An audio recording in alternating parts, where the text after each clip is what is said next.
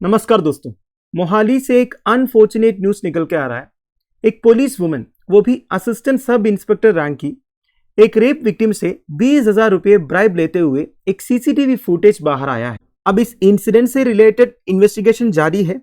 Police ने कहा कि ऐसे ही वर्दी में एक इन्वेस्टिगेशन के दौरान विक्टिम के घर के अंदर बैठे और पैसे स्वीकार करते देखे गए। घर में लगे सीसीटीवी कैमरा की फुटेज में ऐसे ही पैसे अपनी जेब में डालते नजर आ रही है। बाद में 10,000 रुपए और ले लिए। पुलिस के मुताबिक डेराबसी निवासी एक महिला ने रेप की शिकायत दर्ज कराई थी। ऐसे ने मामले में आरोपी को गिरफ्तार करने के लिए ब्राइब मांगी थी। अब ये वीडियो वायरल होने के बाद डेराबसी के DSP prevention of corruption act के तहत मामला दर्ज किया है। अब इस इंसिडेंट के बारे में डीएसपी साहब का कहना यह है, अभी तक घटना के समय की जांच नहीं कर रहे हैं, लेकिन चूंकि ऐसे को कथित तौर पर रिश्वत लेते हुए देखा गया है, उसके खिलाफ मामला दर्ज किया गया है। आगे की जांच के लिए मामले को विजिलेंस ब्यूरो को सौंप दिया जाएगा। वैसे देखिए दोस्तों, अगर ये एलिगेशन प्रूव हो जाता है, सही में ऐसे ने आरोपी को गिरफ्तार करने के लिए विक्टिम से पैसे लिए हैं, तो ये काफी अनफॉर्चुनेट एंड डीमोटिवेटिंग इंसिडेंट है। रेप विक्टिम के साथ कैसे व्यवहार होना चाहिए, उन्हें कैसे ट्रीट करना चाहिए, उन्हें कैसे कॉन्फिडेंस दिलाना चाहिए, इस बारे में ऑलरेडी गवर्नमेंट की तरफ से पुलिस को गाइडलाइंस दिया हुआ है। तो चलिए आज इस वीडियो में रेप केसेस को इन्वेस्टिगेट कैसे करना चाहिए, उसके बारे में क्या क्या गाइडलाइंस पुलिस को फॉलो करना है, उसके बारे में डिस्कस करेंगे। साथ साथ में प्रिवेंशन ऑफ करप्शन एक्ट के भी कुछ इंपॉर्टेंट प्रोविजंस हम डिस्कस करेंगे। तो सबसे पहला, एवरी एसएचओ शैल एंश्योर, एसएचओ माने स्टेशन हाउस ऑफिसर, उनको ये एंश्योर करना है उनके पुलिस स्टेशन में एक लेडी पुलिस ऑफिशियल या officer not below the rank of head constable available होना चाहिए राउंड द क्लॉक। नंबर 2, जैसे ऑफेंस का कंप्लेंट रिसीव होता है तो ड्यूटी ऑफिसर जो ये कंप्लेंट रिसीव करते हैं, उन्हें सबसे पहले लेडी पुलिस ऑफिशियल या ऑफिसर को बुलाना होगा और विक्टिम को, उनकी फैमिली को कंफर्टेबल फील करवाना होगा। नंबर 3, जैसे कंप्लेंट रिसीव होता है, ड्यूटी ऑफिसर को ये कंप्लेंट या इंफॉर्मेशन रेप क्राइसिस सेल को इंटीमेट करना है on it's notified helpline number. National commission for women द्वारा काफी सारे हेल्पलाइन नंबर्स प्रोवाइडेड है दोस्तों, आप इधर पढ़ सकते हो। नंबर 4, प्रिलिमिनरी इंक्वायरी या इन्वेस्टिगेशन कंडक्ट करवाने के बाद इन्वेस्टिगेशन ऑफिसर को लेडी पुलिस ऑफिशियल या ऑफिसर के साथ विक्टिम को एस्कॉर्ट करना है मेडिकल एग्जामिनेशन के लिए। Number 5, assistant commissioner of police shall personally supervise all investigation into the offence. समझ रहे हो आप, पूरे जो इन्वेस्टिगेशन है ये असिस्टेंट कमिश्नर ऑफ पुलिस के विजिल में होगा। नंबर 6, विक्टिम का जो स्टेटमेंट है वो प्राइवेट में रिकॉर्ड करना चाहिए। अगर विक्टिम को ये लगता है फैमिली मेंबर्स भी साथ में होना चाहिए तो फैमिली मेंबर्स को भी अलाउ कर सकते हैं। एट द सेम टाइम अगर एलिगेशंस फैमिली मेंबर्स के ऊपर है तब तो विक्टिम का स्टेटमेंट प्राइवेट में ही लेना चाहिए। नंबर 7, अगर विक्टिम एक चाइल्ड है तो इन्वेस्टिगेशन ऑफिसर को सबसे पहले चाइल्ड वेलफेयर कमिटी को इन्फॉर्म करना होगा।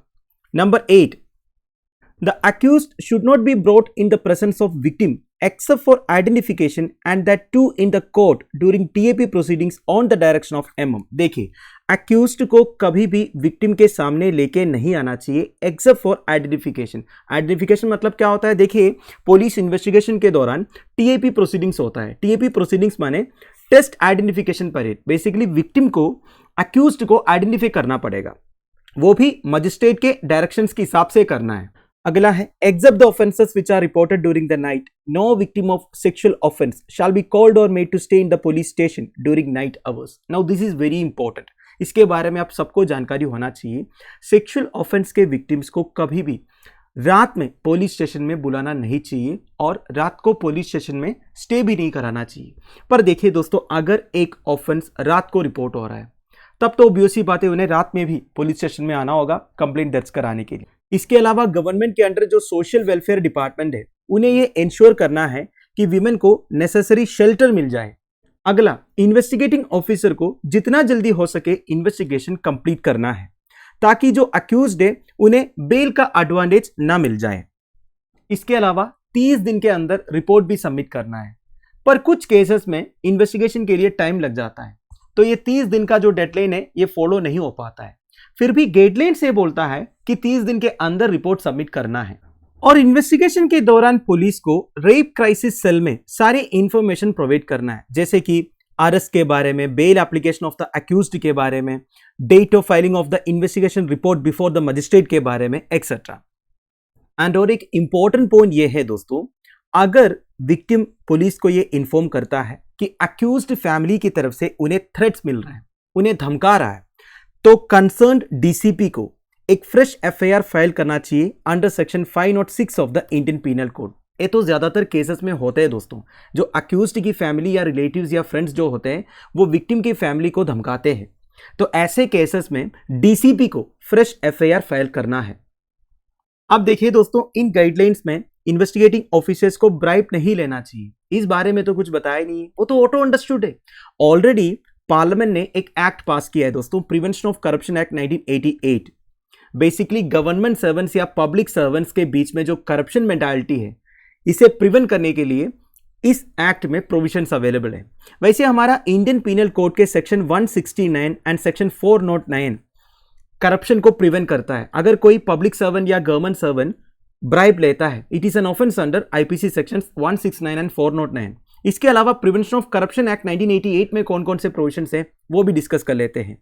तो ये एक्ट जो है पब्लिक सर्वेंट्स के लिए है। पब्लिक सर्वेंट वाली कैटेगरी में कौन कौन आएगा दोस्तों?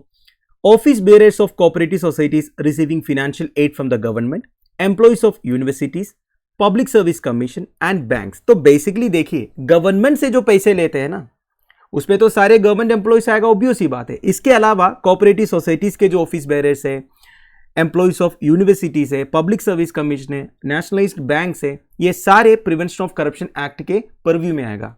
तो कोई भी पब्लिक सर्वेंट अपना legal remuneration, that means salary के अलावा कुछ पैसे लेते हैं किसी से कोई भी ऑफिशियल काम करने के लिए, they are liable to minimum punishment of 6 months and maximum punishment of 5 years and fine. तो मिनिमम 6 महीने की सजा है, मैक्सिमम 5 साल की सजा है, इसके साथ फाइन भी होगा।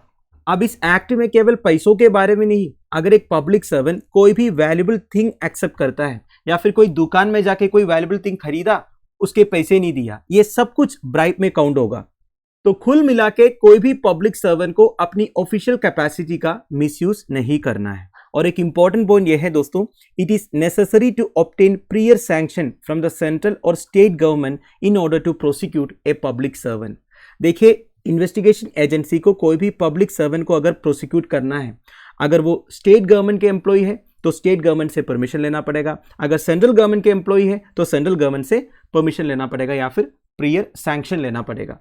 तो दोस्तों दैट्स इट। देखिए, अगर ये इंसिडेंट प्रूव हो जाता है तो प्रिवेंशन ऑफ करप्शन एक्ट के अंडर जो प्रोविजन है और इंडियन पीनल कोड में जो सेक्शन है, वो सारे चार्जेस तो इनके ऊपर लगेगा ही लगेगा। पर देखिए, ये काफी नहीं है।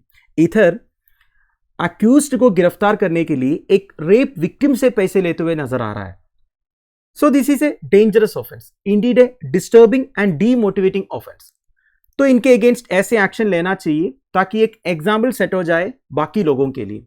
इस बारे में आपका क्या ओपिनियन है, आप मुझे प्लीज कमेंट बॉक्स में बता दीजिएगा। Thank you for watching, bye bye, have a nice day.